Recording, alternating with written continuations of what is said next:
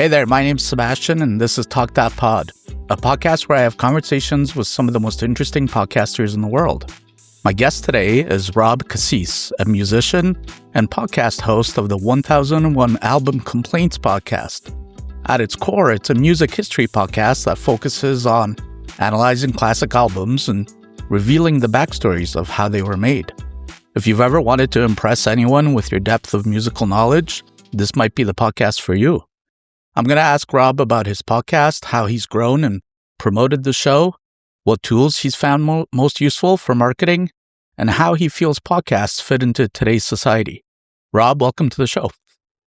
Thanks so much for having me, Sebastian. Of course.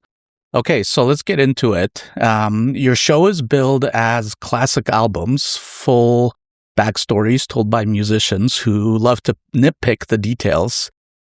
And I believe you've crossed the 1 million download mark. When you first launched the show, what did you think it would be, and how different is that from sort of the reality of today? Yeah, great question.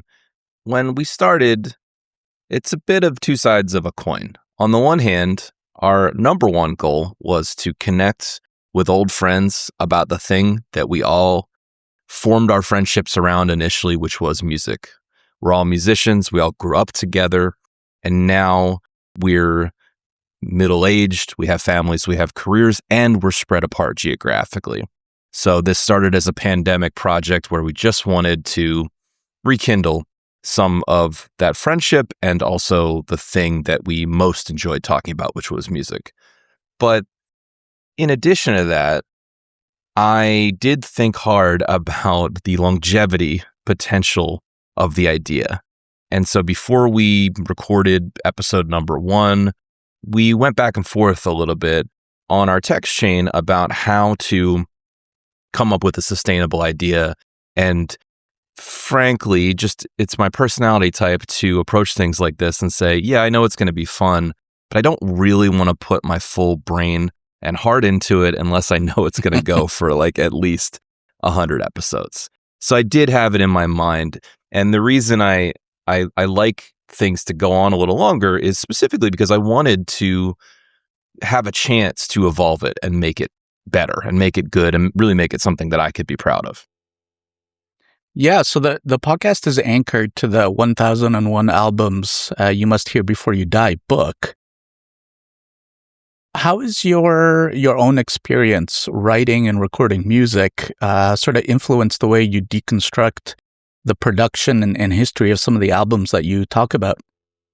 Yeah, of course. It's had so much impact. When I think about my journey from music listener and appreciator as a preteen even, to starting to play music, to starting to write my own songs, perform with my own bands, and then ultimately get into this whole separate discipline of recording and then releasing music. You know, at each successive phase, you're adding a new layer of how you listen to music, the original thing that you loved. And I'll admit there could be a little bit of a downside to it in the sense that it's hard for me to just turn off my brain when I'm listening to music. I am often thinking about the details that perhaps your average listener or even myself at age 12 was not thinking about. What chord is that? How does that chord progression work? What harmony is being sung there? All that kind of stuff. You know, where was the mic placed on that snare drum? It doesn't exactly take away from my enjoyment, but it is there and it adds these layers. So certainly my experience has been a huge part of that. And that said, I will happily admit that I gave up the dream of being a professional musician myself long ago and decided to have a much more practical life and career. I'm very happy with that decision. Mm-hmm. And, you know, so if at best I have been a high-level amateur who was dedicated to the craft of playing, recording, and performing music, but I do not have the experience of a true professional. Yeah, fair enough. The title of your podcast has the word complaints sort of baked into it and kind of Sure. sets up the show. But, listening to the episodes, it's clear to me that it's made by people who, really love music. How do you think about that balance between sort of the affectionate nitpicking that you do and just being, being a critic? And is there sort of a line there that you won't cross? Yeah, that's a great question. Keep in mind that I really see the reason we're doing the show and what's most interesting about the show is our friendship.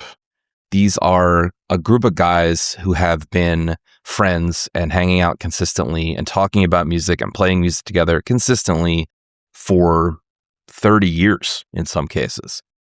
And so we have that friendship to fall back on. I think that's one of the ways we keep it really lighthearted, and our main goal is to make each other laugh and to recreate what our conversations have always been like, and I think what all bandmates and friends who love music's conversations are like, which is just to nitpick things, including the things you love. It's not really, you get to this level of music appreciation, it becomes a little less about I like this or I don't like this other thing.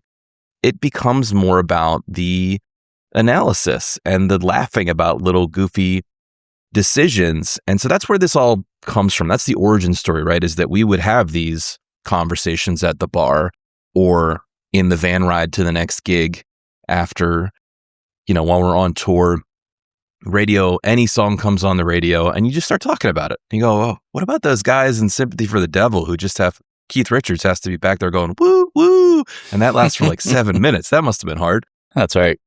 Little stuff like that. So that's the core of it. I hope it comes across that we're lovers of music. We're appreciators of music. We debated the title quite a bit. I did want to get across. I understand that it might come off as a little negative, and that could be seen as a little bit of a drawback to some people. I don't really mean it that way, but I did mean it in the sense of this kind of nitpicky, what I think all musicians, and this is what we hear from our fans, that are musicians, is like, oh yeah, this is exactly how my friends and I talk about music. It's nitpicking with love and coming from a place of love and respect for the craft, but still realizing that there's always something goofy to laugh about there. Yeah, I do think that really comes across in your show. So, and as you mentioned, you've got multiple co-hosts on the podcast, and from what I've heard, they all seem to kind of fill a bit of a different role on the show. Mm-hmm. What I'm wondering is, did that come about organically, or was it more of a deliberate, something you designed in order for the podcast to function the way it does?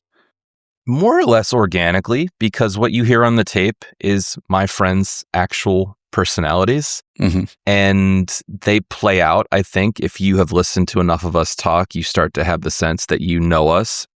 And honestly, I think you kind of do know us. I think you have a sense of what the dynamic is, who the natural leaders of the group are, the kinds of people who are more practical versus more, let's say, wildly creative. And that's just a vestige of our actual relationships and the roles that we have tended to play in the bands we've been in and things like that. So I'd say for the most part, organically. But the group itself has always been a tight-knit group. And perhaps you could argue that all friend groups that stay together that long have a certain kind of personality balance of that sort. Yeah. Each episode at the end of it has a vote, which is essentially, should you really hear this album before you die? Have you had any sort of controversial verdicts? One that you sort of knew was going to get you a lot of feedback from listeners? Have you done any verdicts that have gotten the most sort of outrage?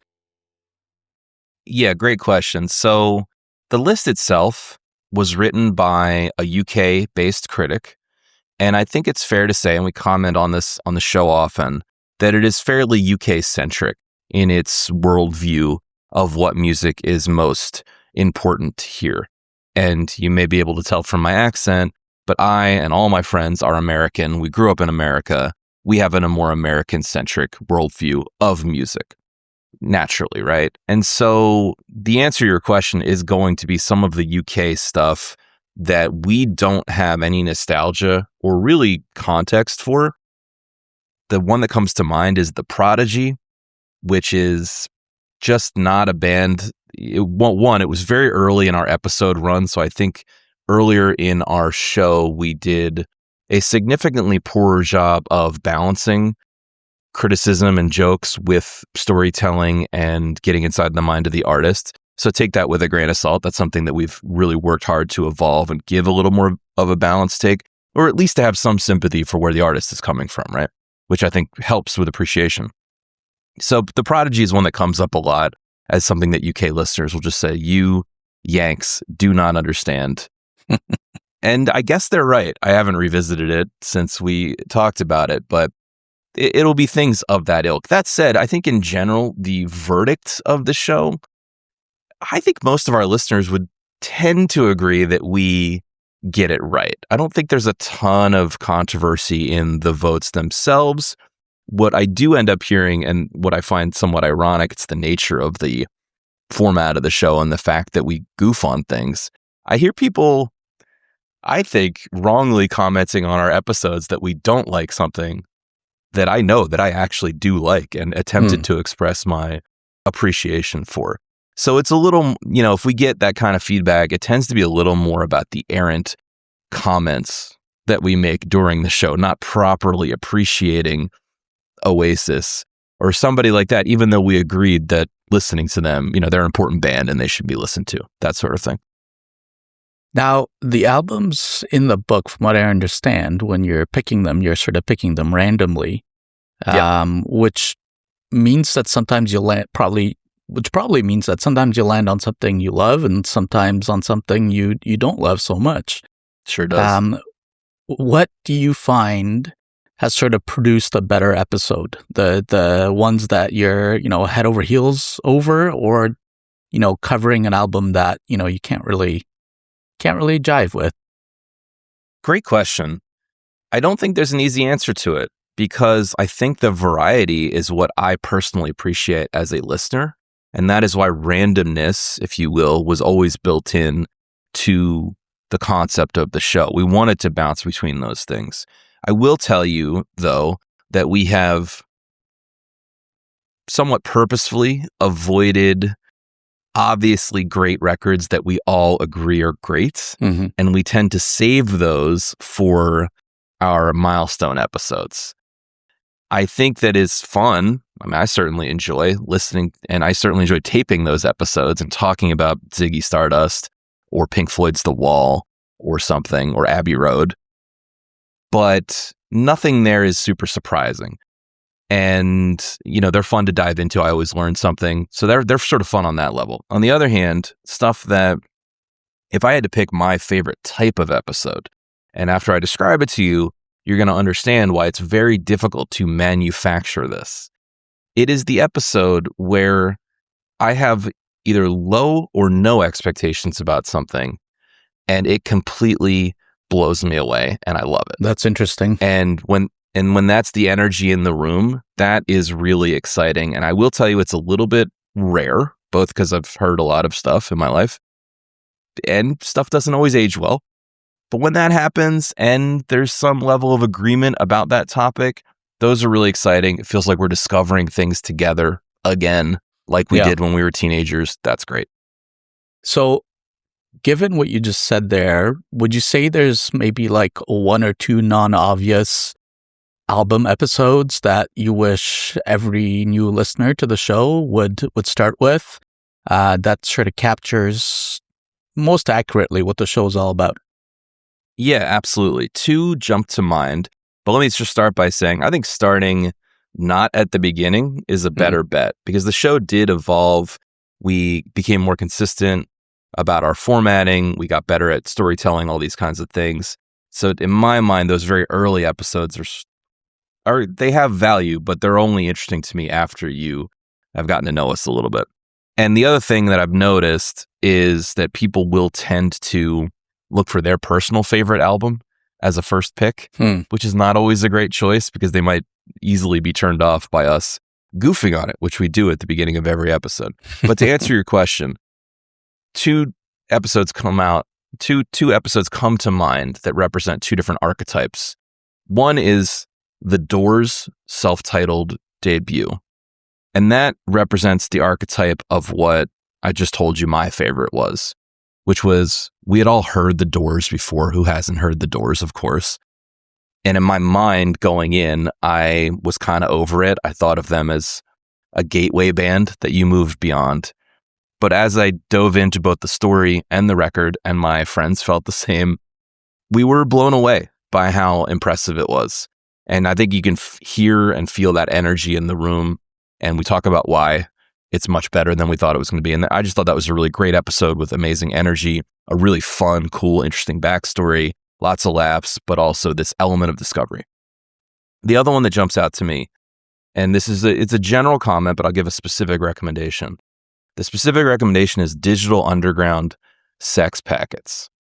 Because when you look at this 1001 albums you must hear before you die list, I don't care who you are, you're going to find some stuff on that list. You're going to be like, why is this on here? Like, I don't even know what this is, but I kind of have a sense that it doesn't belong, that I'm not going to like it, whatever it might be. And I felt that way about Digital Underground, both before and after the episode. However, I think it was an extremely funny episode, and I think that new listeners would do well to, like we end an episode like that, and I find myself sometimes on the show saying, you were better off listening to our episode, which gave clips of the songs, than actually wasting your time listening to the record itself, because we told an interesting story. We made a lot of, we had a lot of laughs. We made a lot of good jokes about it. And we also gave you an idea of what is in there and why, what the argument might be for it being important as well, even if we ultimately didn't think it was. So to me, that was just a very funny episode, made me laugh a lot, but it's the kind of one that it's almost no one's favorite album, so it's not going to be a top pick for people. Okay, so I'll make sure that those recommendations you just mentioned are in the show notes for this episode. But I want to switch gears a little bit and talk about what you've done to promote the podcast. So I came across a quote from you. I can't remember if it was in a print magazine, but you said that there's a lot of people who are either barely trying or just not very good at podcasting, and that sure, you don't have a lot of respect for anyone who thinks just popping a mic in front of two people is enough, which of course I agree with as well. I'm curious what you think separates sort of podcasts that survive from the ones that don't. There are a couple things. The biggest one is a seemingly simple, but deceptively hard, which is consistency. You need to prepare for the fact that you're going to have to do this consistently, that it's a marathon, not a sprint. And if that could mean designing your show to have built-in topics like we did.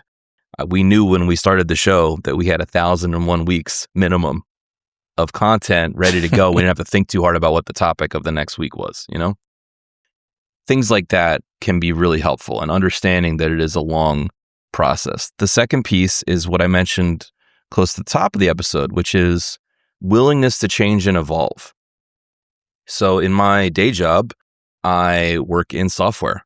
And what I've learned working in software in Silicon Valley is iteration is everything. Mm-hmm. Get the minimum viable product out the door, see how it lands, listen to it yourself, and start the process of making it better. And that is likely to be a long road. And some of that process, and we could even call it product development if we're being highfalutin about it, means building in repeatable segments and having things that listeners can hang their hat on that make them want to tune in week over week. That's not necessarily just based on the topic itself, which in turn, by the way, helps you make the show every week. It makes it a little easier for you, like as you lock into a format. So I think those are two really big ones. If you can do both of those things, in other words, if you can go for an extended period of time and you can get better through trial and error or evolve in some way, you're likely to come at the end of that or at some point with a great product, a great show.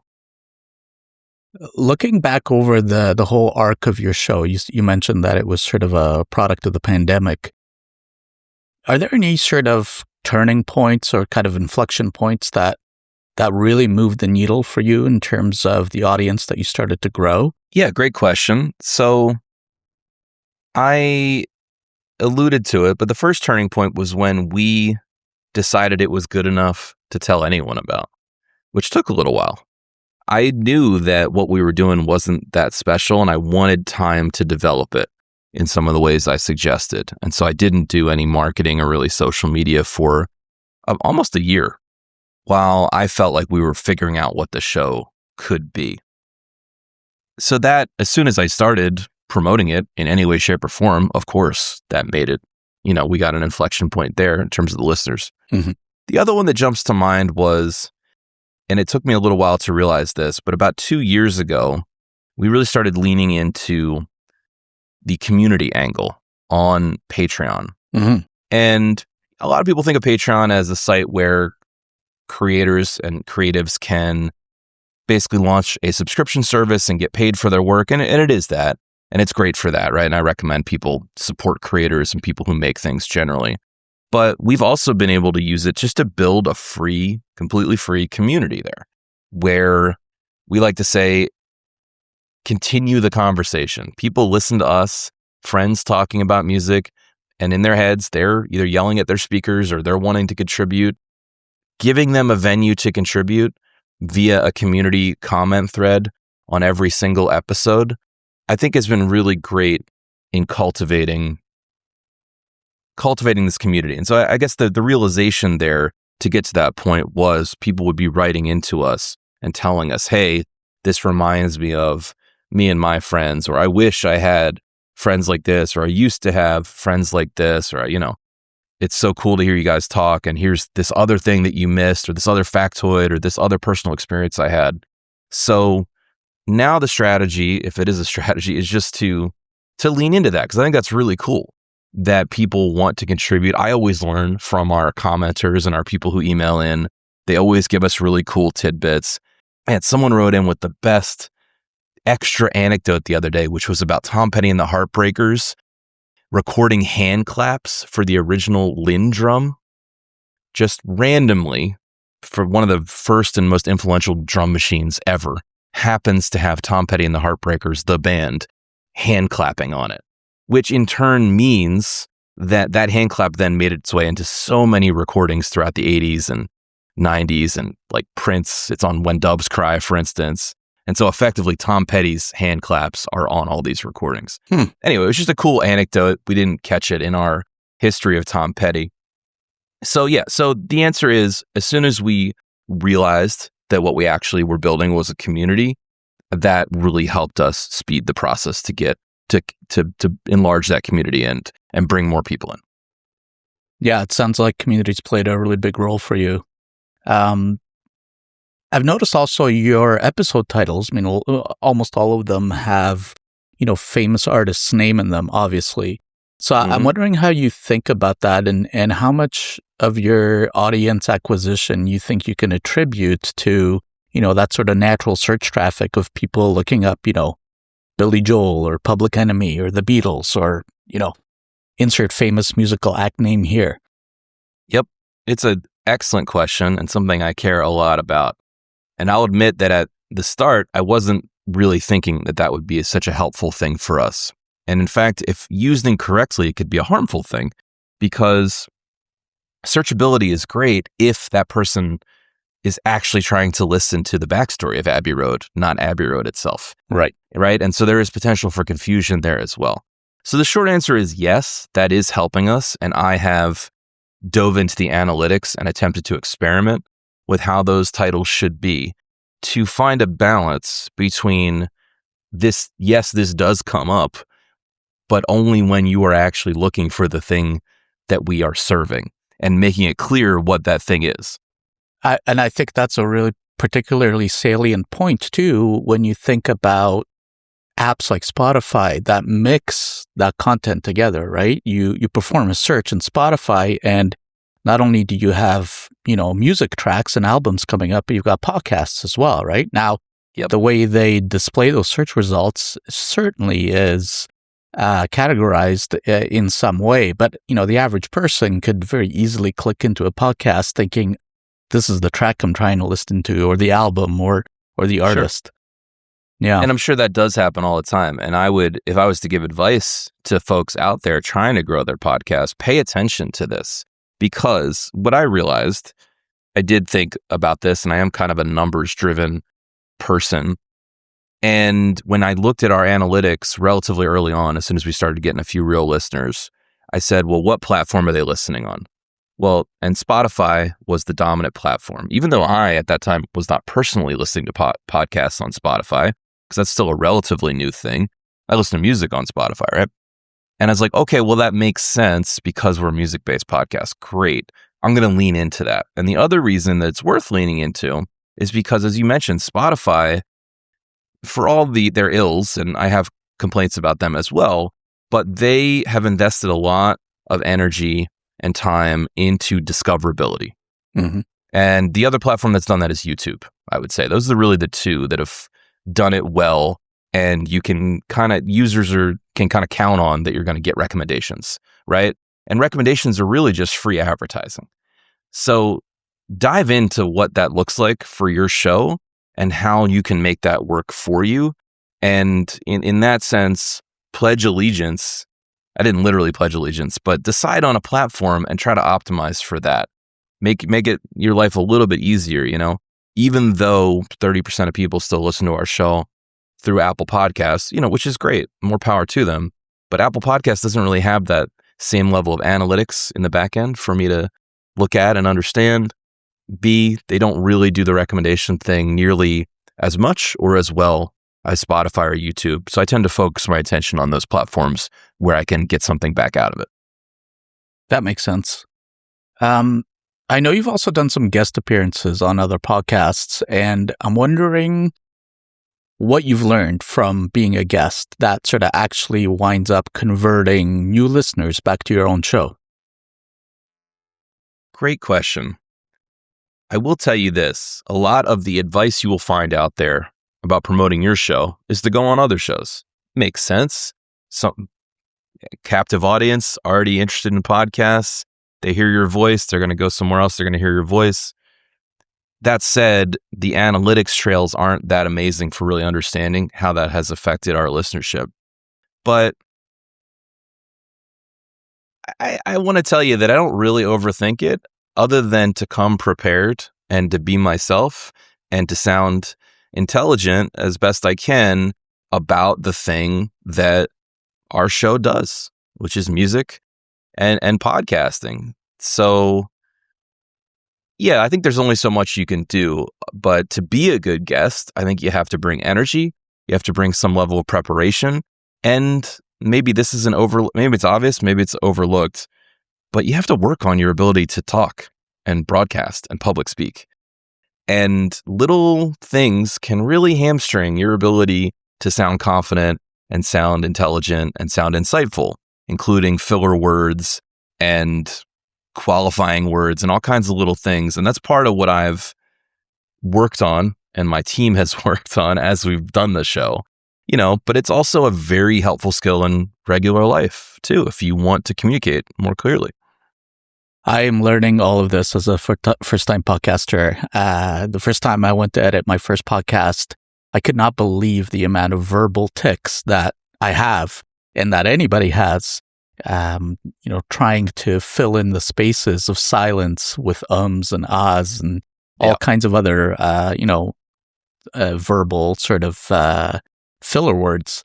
But another question I had for you was, I noticed that with each episode, you release a companion Spotify playlist. And you include all the songs that are referenced throughout that episode, which, by the way, I think is a really unique marketing tactic. I've not seen other podcasters do anything similar. But my question is, how do you think that kind of, ancillary content extends the life of your episodes and has the potential to pull in new listeners? It's a great question. And I'll be honest, I haven't thought too hard about that decision in a while. But I have to imagine my original thinking, right, was, of course, we're talking about music. We're talking about a specific album. And let's say the underlying premise of the show is that you've heard the album we're talking about at least once. You don't have to, as we always say at the top of the show, because we're going to play clips. But then in the midst of that, we'll reference all these other things. Well, this song sounds like this song, and this song is, oh, that reminds me of this. And, little jokes and asides that reference the musical canon. To me, I'm just trying to think of myself as a listener. To me, a lot of times I would want to pause and go, what are they talking about there? Or is that a reference to this? And I would want to go look at that. And I think it would draw me in more to the group. Here's another observation about podcasts and the parasocial relationship that we as listeners feel with podcasters, and specifically podcasts where the people talking have this really great relationship, which I've always found fascinating, right? I almost like it better when I'm listening to a podcast where you can tell there's a deep, long-lasting relationship underneath the conversation that you're not necessarily quite a part of. Mm. But as a host, a lot of times, and this is something I've had to learn, you have to open up and bring the audience in. Somebody makes a comment, I know what they're talking about. It's a reference to something I know very, very well, but I have to check myself and think of the audience and go, let's explain what 5/4 time is to the audience. Let's explain what a tritone substitution is to the audience, what spring reverb is, whatever it might be, or some other part of our past we might be referencing. Because, of course, friends are going to use shorthand. So I see it as under that heading very generally, which is we often quickly reference songs, material from the musical canon that we internally know what we're talking about. We want to make sure the listener has a chance to know what the heck we're talking about too. And I think that makes them feel like they're more part of the group. Now, you're also dealing with a lot of albums that people already have strong feelings about. And Sure. So what I'm curious about is, have you used that sort of built-in, nostalgia in disagreement in some of your marketing and how you present the show? Are there deliberate ways in which you kind of lean into the whole argue with us about this album or this particular piece of music about that as a growth tool? Yeah, absolutely. So the main comment thread that we post simultaneous with the episode every week on that very completely free Patreon page, at its core, it's a poll that says, should this album be on the 1001 albums list that you must hear before you die or not? And now argue about it effectively. And the idea is that they've heard our verdict and our opinions, but honestly, maybe they haven't yet. Some people weigh in before they listen to our show, and that's great. So yes, I would say the whole show and its format and its name is a little bit, I'll call it light rage baiting, right? That like we're trying to get you to disagree with us a little bit. And the other thing we do that could be seen as a pro or a con, depending on how you're looking at it, I can certainly see both sides, is that right at the top of the show, well, one, we give a disclaimer that we're musicians and we're going to goof on things like musicians do, even though we have love and respect for anyone who tries anything, frankly, because I really do. Whether I like it or not is irrelevant, right? You made something. It was hard. I understand. But then we do a snarky tweet-length review. That's one of the segments we do on the show. It's just a way to write a joke to make each other laugh. We go extra mean on it. Yeah, I'll be honest, that pisses some people off and makes them turn off the show. Mm-hmm. So, and it's pretty much right at the top before we tell the backstory or give our more nuanced opinions or anything like that. So some of that is purposeful because I think it's realistic to how I talk to my friends and how other musicians that I've hung around with over my life, hundreds and hundreds of them in other bands and things like that. That's how they talk. That's just how we talk. We joke about things. I think, one of my heroes is David Bowie. I can still make fun of David Bowie. It's not hard, actually.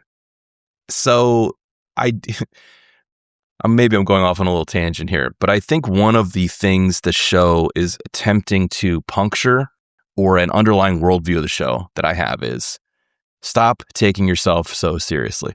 I don't care for self-seriousness in art. Generally, I think everything is make fun of a bull, even really, really amazing stuff. like the Beatles or Pink Floyd or, take your pick.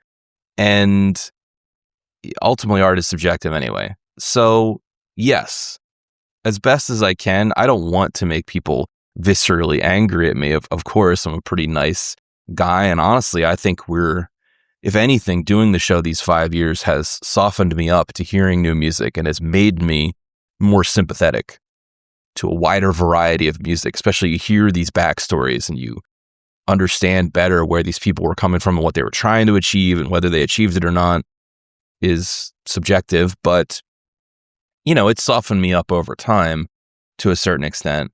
But yeah, of course, if complaints is in the name, if we're coming to make fun of your favorite artist, you're going to have a reaction. And that was baked into the concept. Now, given the sort of history of music criticism and the sort of modern nature of our online lives where, a lot of attention has been sort of stolen by the short form platforms, TikTok and Instagram and, YouTube Shorts. And we're sort of living through this culture of very short attention spans. What I'm curious there is how you feel about that and how it sort of contrasts with the long form format of podcasts, and how do you feel sort of musical criticism and is sort of consumed these days by modern audiences? Yeah, it's a big question, right? I will say that when podcasts first came around, just by luck, I'll say, because I don't consider myself overly hip or an early adopter of things, but I was an early adopter of podcasts as a listener. Mm-hmm. Yeah, and me too. I loved the long form aspect to things. And I thought that in a way, that was a big part of what drew me in. It was the idea of long form interviews and being able to have that relatively intimate parasocial feeling of someone in your ear doing storytelling or whatever it might be. So there's that, right? So I'm not overly interested in 10-second takes, I guess. Clearly we have a series of those when we do the show. It's kind of the nature of how we're going to construct this thing. And, we air some ideas out, but I would just rather, I think complex ideas need a little more space. And the same, I would say, goes for music. I can simultaneously acknowledge that the album as an art form has most likely hit its peak before I was born, frankly. Yeah. And has been in some kind of decline or static long tail situation since then. But I still like the idea of an artist purposely compiling songs and putting them in a certain order and it being a snapshot of where that artist is at or what they're trying to do. At the same time, I also have a shortened attention span. And I will fully admit that in my current life, my regular life, half an album, like one side of a record, when I'm having a dinner party is usually right about enough for me. And it is, in some ways, the show is designed to snap me out of that and get me to listen to things all the way through. And that can be a little bit challenging to fit into your life. And it was certainly something I was feeling a little disconnected from before we started the show. Was discovering new music, was like putting new music in front of my ears consistently and actually living with it for an extended period of time. I have one more comment, and this is important to me, as to how we listen to music. One listen through is not enough. Guaranteed. We try to do, we do this, we have this hamster wheel of a show where we listen to one album for a week. And I don't know, maybe I'll get 10 listens of the album in a week. Or maybe I'll get, let's say, 2 strongly active listens and several background listens, some combination, right? Get it in there. To be honest, even that's not really enough. I get it. Things grow on you over time. So, but it was important to me that you give yourself a chance to like something. Let me put it that way. Yeah. So maybe that's the thing that I want to sum as an answer to your question is let your commentary, your podcasts, and your music, let it breathe and let your brain breathe it in. Even if you have to break it up into 15-minute chunks or whatever you need to do to get through it, live with it and judge it over a slightly longer period of time. I think that's how we were evolved to do it, and that's what I recommend. If you zoom out 10, 15 years from now, I mean, you have a lot of albums to go. But I'm curious how, again, 10, 15 years from now, how do you hope people will look or talk about the influence of shows like yours on how we sort of understand, the music of the past? Do you have sort of a grander vision or mission for the show? Yeah, I think I sort of hate this word I'm about to use, but I think our show could rightfully be called infotainment, which is to say we focus on storytelling and being good at storytelling, but we go out of our way to make it lighthearted and the opposite of dry, right? You get that through occasional jokes in our backstory and asides and little tangents, but mostly through the nature of the relationship and just having a little playful back and forth. But at its core, it is a story. It is the backstory of the band, hopefully told in an entertaining way and with a musician's level view of it, right? So I truly have no idea if anyone will care about our show in 10 or 20 years. However, it would be great to think that some of the pieces we've produced, if we think of them as almost journalistic pieces, can really be worth listening to in a decade or more. That we just covered, for instance, Siamese Dream, the Smashing Pumpkins album, which is an album that we all were around, we're the right age for that album. So it's a good example of something where we do have a lot of context. And I thought we did an excellent job with it. It's going to come out soon. Probably by the time this comes out, it'll be out. I'd love to believe that someone who cares about Smashing Pumpkins would listen to that in 10 or 20 years and get value. And I think that's well within the realm of possibility. So we are aiming for something that can last in terms of the story being told. But, how much can you predetermine that, frankly? Sure. Yeah. You're now past episode 250 from what I can see. Yeah. What happens to the show when you get to the end of the list? Is there a world where 1001 Album Complaints outlives the book that it was sort of inspired by? I gotta be honest with you. I'm gonna be blown away if we get to 1001 episodes. It's definitely within the realm of possibility, but it's a challenging show to produce. And I like it that way. Let me be clear. We designed it that way. It requires a lot of research. And we were able to share that work. That's one of our strategies. We share it between the co-hosts, but it can, if we're not careful, take over our lives. And so I guess that's my way of saying I'm not really worried about the end of that road. I'll also point out, which is still 15 years ahead of us, by the way, we do occasionally mix in what we call glaring omissions, right? Which often our audience helps us vote on and things like that, where we cover albums that we think were omitted unfairly. And there are plenty, by the way, that I think could at least be argued that they belong. So we can extend the show that way.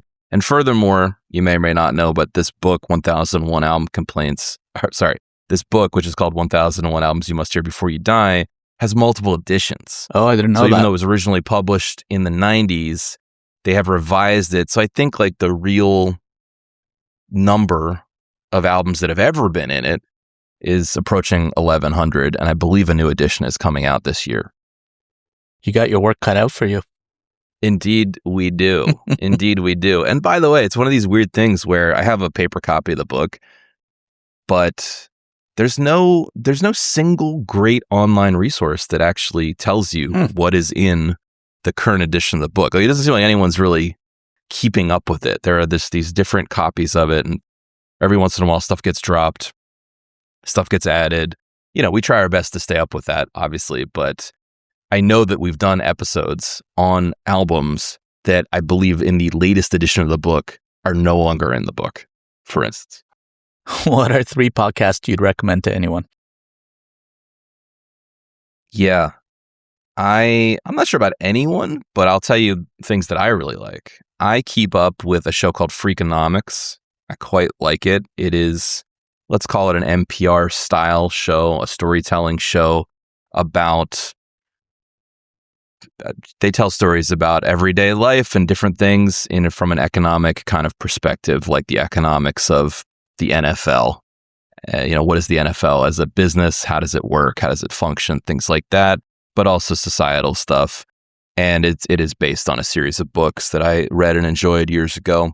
I almost always listen to that. And, when I was planning 1001 Album Complaints, I wanted there to be a strong element of that NPR style produced storytelling to what we were doing. So that is a little on the drier side, but I always find it interesting. It always has interesting takes on it. Another storytelling show that's more recent, and perhaps this is overly Silicon Valley-esque, but I'm biased in that regard. It's called Acquired, where two friends tell the backstory to companies and talk about how they came about in a storytelling fashion, but also comment on them. It's relatively lighthearted, but with a ton of research, and then comment on how they make their money and sort of from an investment point of view, what you should think about them. They don't produce an episode every week. It almost reads like an audio book. Like, they're so in depth, but they've done some great episodes on companies like Costco and Trader Joe's, and always interesting stuff in there. Again, you can see I kind of like the story behind the thing. The last one I'll mention is more of a straight comedy podcast, because we're trying to, on our show, ride the line between comedy and storytelling. So the last one I'll mention is Bad Friends, which is two stand-up comedians, Bobby Lee and Andrew Santino, do a podcast once a week. They have a friendship. It is a contentious friendship, but it's a real friendship.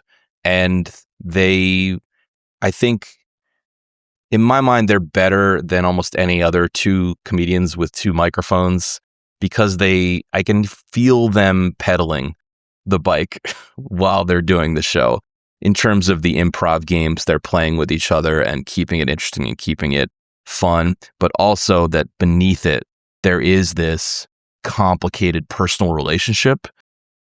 That is what's really driving it for me. That's important component of where the comedy is coming from. So those are my three: Bad Friends, Freakonomics, and Acquired. And where can people find you online?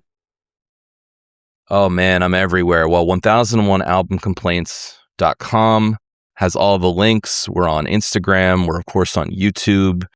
And we also run a record label where we put out our own records and our friends' records called The Chop Unlimited.